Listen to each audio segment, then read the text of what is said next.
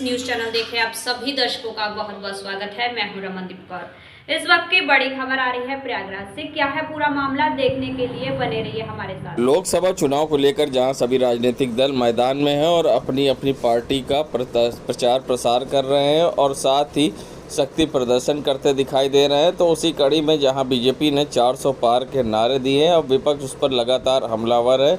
और ऐसे में क्या कुछ कहना है कांग्रेस नेता इरशादुल्ला का। कांग्रेस नेता इरशादुल्ला ने जहां शायरी के माध्यम से बीजेपी पर निशाना साधा है और क्या कुछ कहा है, आइए दिखाते हैं आपको क्या कुछ कहना है कांग्रेस नेता इरशादुल्ला का। 400 की जो पार की ये बात कर रही है, खुश हो गया है।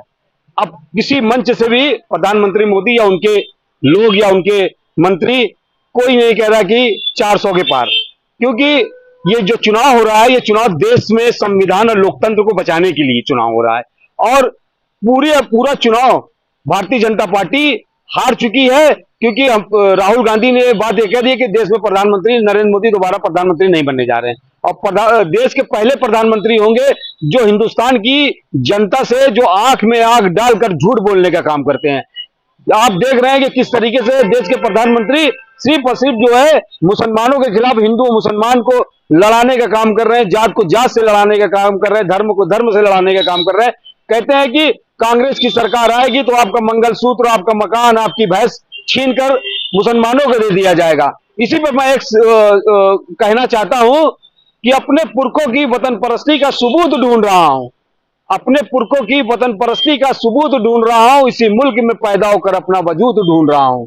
चुनावी मोहरा नहीं, मैं कोई चुनावी मोहरा नहीं, सियासत में हिस्सेदार भी हूं, कोई गैर नहीं, इसी मुल्क का मुसलमान हूं। भूल गए तुम हकीकत जब चारों तरफ अंधियारा था, ब्रिटिश गवर्नमेंट को सबसे पहले मैंने ही ललकारा था। कर्नाटका में पैदा हुआ मैं वही टीपू सुल्तान हूं, कोई गैर नहीं, इसी मुल्क का मुसलमान हूं। देश में दंगा कराने वाले देशभक्ति हमको सिखाएंगे, देश में दंगा कराने वाले देशभक्ति हमको सिखाएंगे। गांधी की हत्या करके गोरसे की मंदिर बनाएंगे, उनकी नजर में मैं एक बुरा इंसान हूं, कोई गैर नहीं, इसी मुल्क का मुसलमान हूं। देश की खातिर गर्दन मैंने भी कटाई है, देश की खातिर गर्दन मैंने भी कटाई है, जलियांवाले बाग में गोली मैंने भी खाई है, फिर भी देशभक्ति पर एक सवालिया निशान हूं, कोई गैर नहीं, इसी मुल्क का मुसलमान। संगम नगरी प्रयागराज में जहां लोकसभा चुनाव को लेकर जहां मतदान प्रतिशत बढ़ाने के लिए हर कोई जागरूक कर रहा है, चाहे वो जिला प्रशासन हो या फिर निर्वाचन अधिकारी, तो उसी कड़ी में समाज सेवी भी पीछे नहीं है। बता दें, प्रयागराज के शहर उत्तरी में हमेशा मतदान प्रतिशत कम होता है, जिसको लेकर आज सिविल लाइंस क्षेत्र में व्यापार मंडल के द्वारा यहाँ पर एक मतदाता जागरूक अभियान चलाया गया है। सबसे बड़ी बात है कि ये मतदाता जागरूक अभियान कोई ऐसा नहीं संगीतमय बनाया गया है, और सबसे बड़ी बात है संगीतमय इस मतदाता जागरूक अभियान में मतदान प्रतिशत बढ़ाने के लिए पहले मतदान फिर जलपान के नारे के साथ लोगों को प्रेरित किया गया है। और ऐसे में किस तरह की व्यवस्थाएं थी यहाँ पर और किस तरह से लोगों को प्रेरित किया जा रहा था, क्या कुछ कहना है व्यापार मंडल के अध्यक्ष नीरज जायसवाल का, आइए दिखाते हैं आपको।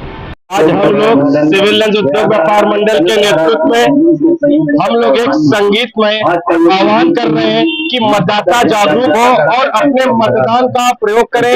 और आज हमारे उत्तरी विधानसभा में हम इसलिए रख रहे हैं कि हमारे पूरे भारतवर्ष में सबसे कम पोलिंग जो होती है हमारी उत्तरी विधानसभा में होती है, इसीलिए हम सभी लोगों को मतदाताओं को जागरूक कर रहे हैं कि वो निकले, मतदान करें और देश के विकास के लिए और भारत को आगे बढ़ाने के लिए अपने मत का प्रयोग करें। अक्सर लोग पूजा को लेकर कई मन में सवाल होते हैं और अक्सर कई बार लोग सवाल भी करते हैं कि पूजा किस तरह से करनी चाहिए या नहीं करनी चाहिए, और करनी चाहिए तो किस समय और किस तरह से करनी चाहिए। ऐसे में पूजा पर जो लोगों की समस्या है उसको लेकर क्या कुछ कहना है पंडित शिप्रा सचदेव का, किस तरह से पूजा अर्चना करनी चाहिए और पूजा करने से किस तरह से बृहस्पति एक्टिवेट होते हैं और कैसे फल प्राप्त होते हैं, क्या कुछ कहना है, आइए दिखाते हैं आपको। कई लोग पूछते हैं कि हमें पूजा करनी चाहिए, नहीं चाहिए, करनी चाहिए या कैसे करनी चाहिए, पूजा के क्या नियम होते हैं और पूजा हम क्यों करते हैं। बेसिकली जब हम पूजा करते हैं तो हम बृहस्पति देव को एक्टिव करते हैं। जो बृहस्पति देव है वो बुद्धि के भी दाता है, धन के भी दाता हैं, सामाजिक प्रतिष्ठा के भी दाता हैं, बिजनेस के भी दाता हैं। इसलिए जब हम कोई किसी चीज की शुरुआत पूजा मंत्रोच्चारण से करते हैं तो बृहस्पति देव एक्टिव होते हैं, और बृहस्पति देव के साथ लाइफ में लग्जरी आती है, लाइफ में आपको एक मुकाम मिलता है, एक पहचान मिलती है, एक सामाजिक प्रतिष्ठा मिलती है। इसलिए पर डे आपको थोड़ी देर पूजा अवश्य करनी चाहिए। अपने इष्ट को नमन करने के बाद ही घर से निकलना चाहिए, और इष्ट के साथ साथ अपने गुरु को प्रणाम अवश्य करना चाहिए। देश दुनिया की खबरों के लिए world media times news channel को सब्सक्राइब करें।